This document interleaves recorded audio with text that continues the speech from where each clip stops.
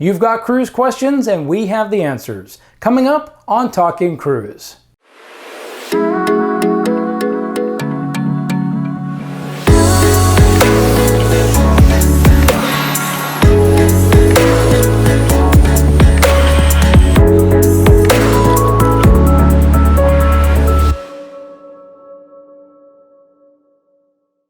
Hi, I'm Chris Cardona.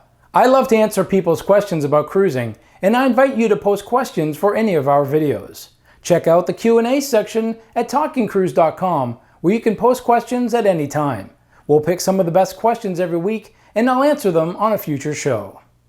All cruise lines designate a maximum occupancy on each stateroom category.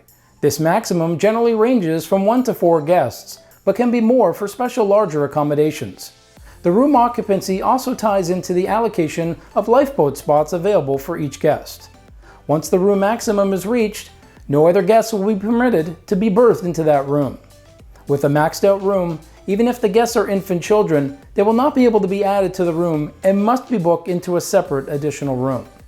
On certain cruise ships, there may occasionally be exceptions made where an extra bed can be brought in a stateroom to berth an extra guest, or in the case of an infant, a pack and play or a crib. There are also instances where you may not be allowed to add guests even if your room capacity allows it. When a ship is nearing or at capacity, cruise lines can close the sailing to additional guests.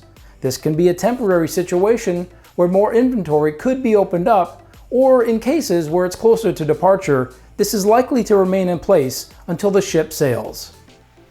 There used to be a time where galley or bridge tours were offered for free on almost every cruise. While you may still be able to find a galley or bridge tour available on some ships, it has become more common to find these offered as part of a behind-the-scenes tour. On some cruise lines, these tours are included for guests that have reached a higher level of status within the cruise line's loyalty recognition program. You can expect to pay anywhere from $50 to $200 per person for these special tours, and they almost always sell out. In addition to getting to see culinary skills at work in the galley tour, and where the captain steers the ship in the bridge tour, you'll likely get access to other off-limit areas, including backstage of the theater, the engine room, medical center, laundry areas, photography studio, crew dining and training areas, and others.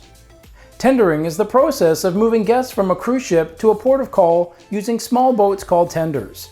This process is required whenever there is not enough clearance for the ship to dock in port. Sometimes ships use their own lifeboats to tender guests ashore.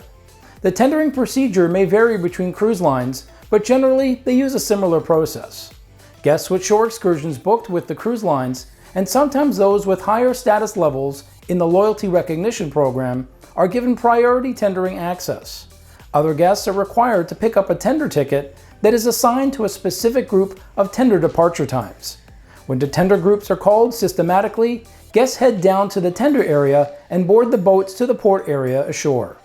Since tendering requires the small tender boats to pull up next to the ship's hull for loading and unloading guests, if the weather stirs up significant waves, the tendering can be suspended or canceled altogether. Thanks for watching.